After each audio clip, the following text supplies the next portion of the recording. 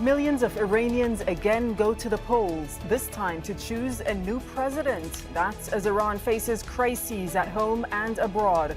But in a country run by a powerful supreme leader, can a new president make a difference? This is Inside Story.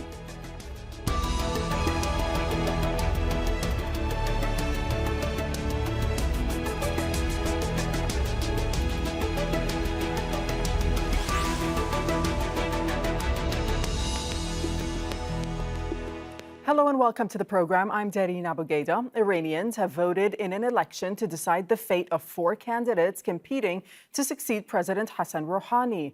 Nearly 60 million voters are eligible, but there are concerns of a low turnout in a race widely expected to be won by the former judge Ebrahim Raisi. If he wins, it would put hardliners in control as the government tries to salvage the landmark 2015 nuclear agreement. The vote's also seen as a referendum on the current leadership's handling of Iran's economic crisis, brought on by crippling U.S. sanctions and worsened by the coronavirus pandemic. Torsa Jabari reports from Tehran. A test of support for Iran's political system. The first person to vote, the highest authority, Supreme Leader Ayatollah Ali Khamenei. Shortly after, almost 67,000 polling stations opened across the country, with nearly 60 million people eligible to vote. But it is clear this time around, the presidential elections are different. Compared to previous elections where the results were very much unknown and the people elected such as Khatami, Ahmadinejad, and even Rouhani, all 3 of them were underdogs during those elections. In the current election, I think many people, as well as many analysts, already predict that Ebrahim Raisi is going to win the election. The 60-year-old conservative candidate Ebrahim Raisi is the head of Iran's judiciary. He has been under EU sanctions since 2011 and U.S. sanctions since 2019 for alleged human rights violations. Here, none of these things seem to matter to these voters. The only issue for them is the economy. I'm voting for Raisi to improve the conditions in our country. Our problems are many, but mainly that our youth don't have jobs, and inflation is very high. I think he can do something for us. His only main rival has been this man, Abdul Nasser Hemmati, the only moderate left in the race. The former head of Iran's central bank has been using his background in finance to try and convince voters he is the right man for the job. I've come to defend the very last piece of democracy that remains. I'm voting for Hemmati. The most important issue right now is our economy. I hope he can fix it. I've come to vote so we can retain our democracy. The unemployment rate is at an all-time high in Iran and inflation at more than 40%. In Vienna, members of President Hassan Rouhani's team are in talks with the United States and other members of the UN Security Council to get the U.S. back into the nuclear deal known as the Joint Comprehensive Plan of Action, or JCPOA. And they're hoping a positive outcome will deliver the results that people want. Voter turnout is a major issue for officials here who hope they can rally the electorate. That compared to when Hassan Rouhani was elected 8 years ago, the next president may prove not so popular when he takes office in August. Dorsa Jabari, Al Jazeera, Tehran. We'll bring in our panel shortly, but first, let's take a look at who controls power within Iran's political system. So candidates are approved by the Guardian Council. That's a 12-member body of conservative clerics and jurists that reports to the head of state, Ayatollah Ali Khamenei. The supreme leader is appointed for life by an elected body known as the Assembly of Experts. The head of government can serve up to 2 four-year terms. The current president, Hassan Rouhani, beat current candidate Ebrahim Raisi 4 years ago. He and Mohsen Rezai are considered hardline conservative candidates. The former central bank governor, Hemmati, is seen as a reformist. The IRGC is a powerful voice in parliament, but officially it stays out of the presidential race, not supporting any candidate. Let's now bring in our guest. Joining us from Tehran is Mohammad Marandi. He's the head of American Studies graduate program at the University of Tehran. Joining us from Berlin is Ali Fathullah Najad, who's affiliated as scholar with Frey University Center for Middle Eastern and North African Politics. And also from Tehran is Mostafa Khoshchesm, a journalist and Iran affairs analyst. Thank you so much for joining us on Inside Story. Mohammad Marandi, we don't want to speculate as to who the winner will be of this presidential race. So first, set the scene up for us and tell us what the mood is like in Tehran as this election unfolds and voting takes place. Well, despite the fact that the coronavirus in Iran is still a problem, and we have to keep in mind that thanks to U.S. sanctions, it's been very difficult for the government to keep it under control.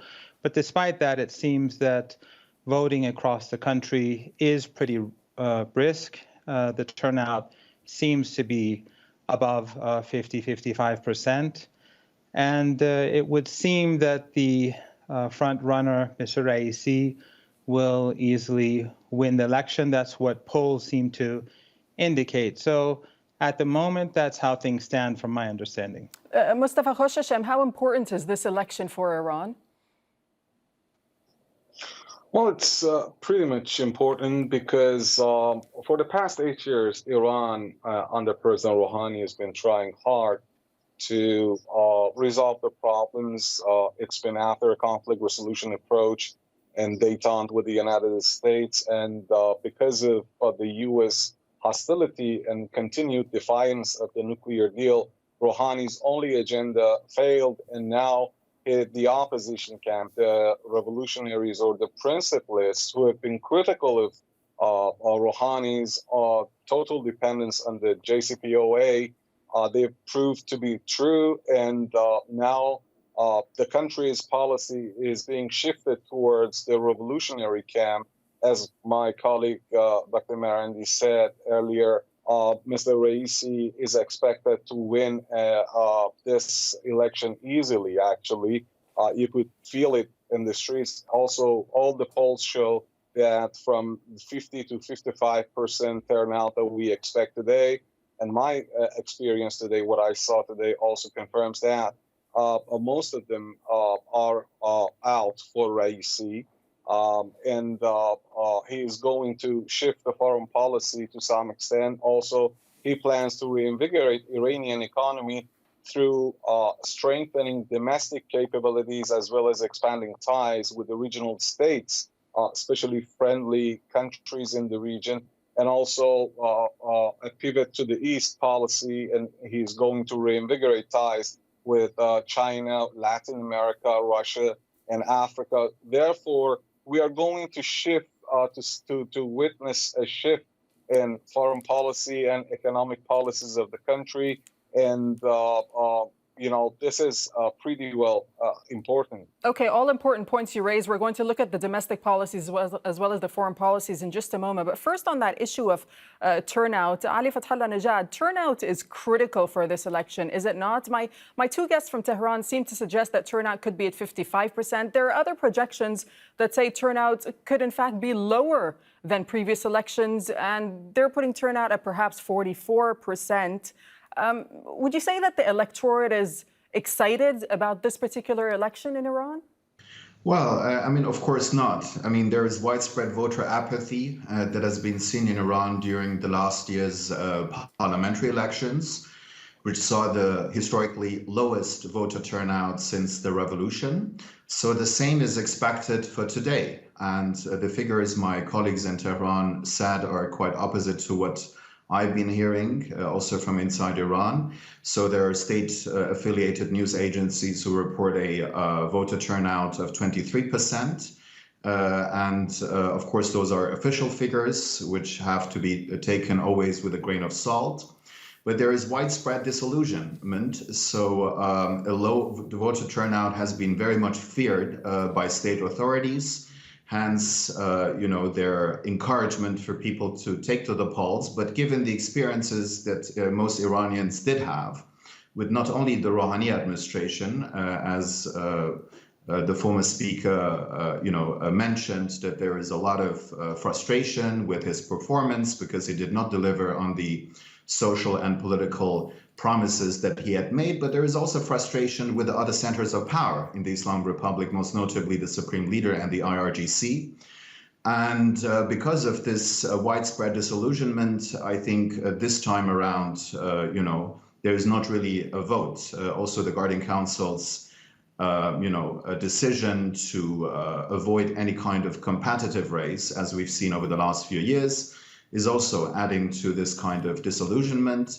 But we should not forget, we have, in the Islamic Republic of Iran, we don't have neither free nor fair elections. Mohammad Marandi, should Raisi win, as the projections seem to suggest, now he is backed by the Supreme Leader, does that mean we could expect any political appointees from his future administration to come from the most conservative sections of Iranian society, like the IRGC, for example? Well, I think first I have to respond to a couple of points your previous guest made. There are no official figures that said that the turnout is going to be at 23, 24%. And I think that's perhaps wishful thinking on his part. On the other hand, I think he forgets to mention that the previous parliamentary elections, they took place literally 48 hours after the first case of the coronavirus was publicly announced, which caused a huge drop in the turnout, including people from my own extended family. With regards to Mr. Raisi, the leader has not said anything in his support. Mr. Raisi, from months before the election, in multiple polls carried out by institutions both close to the government and critical of the government, he was well ahead of his rivals, especially in the reformist or the moderate camp. And I think it's obvious why the current administration of Dr. Rouhani has not been seen as successful. He's been dealt a poor hand, obviously, by fate. He had to deal with Trump. He had to deal with the coronavirus.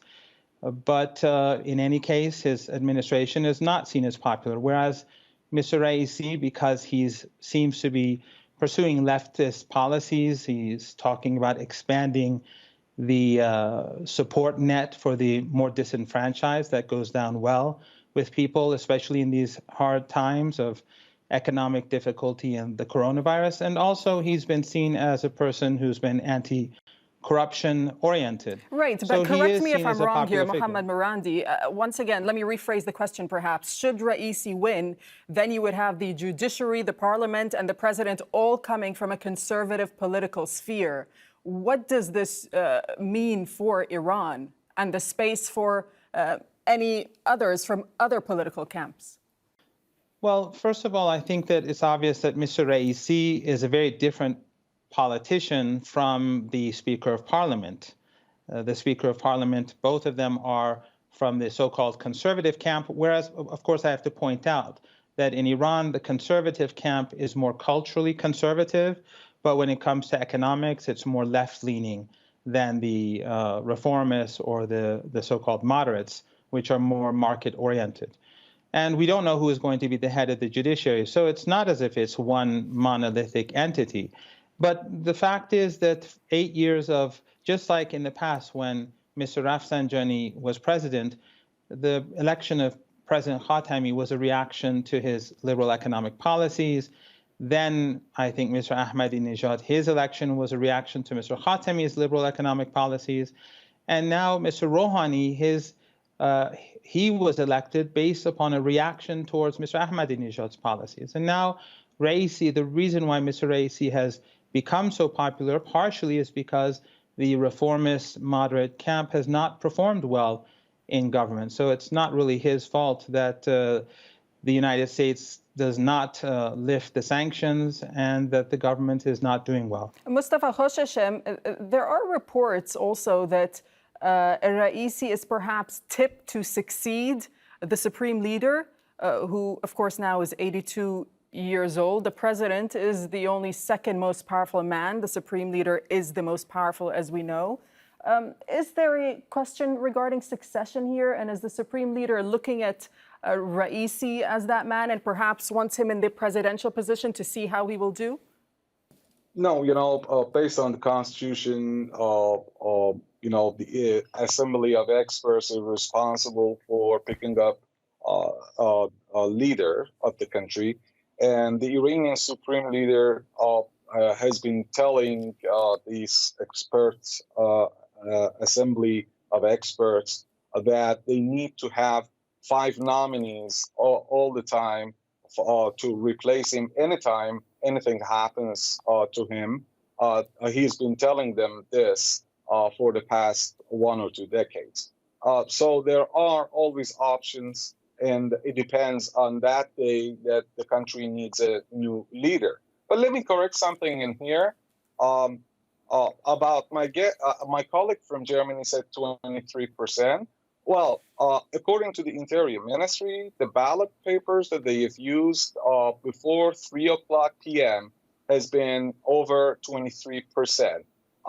And considering that the polls would close normally 7-8 hours from now, normally in Iran's presidential elections, polls close at around midnight or 10 o'clock. So we have several more hours. But let's remember something which is very important. For the first 2 or 3 hours today, some 70 to 80% of the polling stations experienced problems, malfunctions, internet problems, and there were so many problems. So in many polling stations, polling slowed down or stopped for the first 2 or 3 hours. Right. That's, okay.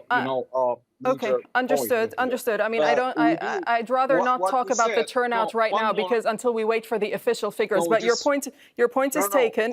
Your point is taken. But I'll have to bring in Ali from Berlin to talk about the domestic issues. And Ali, you wrote this recently that although the socioeconomic situation in the country has deteriorated dramatically during Rouhani's presidency, the Iranian elite continues to sideline the question of social justice. So with a new president, is the social question, as you call it, going to be high on the agenda in Iran? Well, at least rhetorically speaking, what Professor Marandi alluded to is more or less what I also been arguing over the past few years, that we have this kind of vicious cycle between, on one hand, reformist or moderate administrations who tend to very much sideline the social question and are not very much focused on social justice, but more, they've been focused on the urban middle class and some kind of political liberalization. So their performance always paves the way for, right-wing populism to reemerge or to emerge with the Ahmadinejad presidency, for instance, but also with Raisi now. Raisi, 4 years ago, he was also very much, trying to portray himself as a pro-social justice kind of candidate.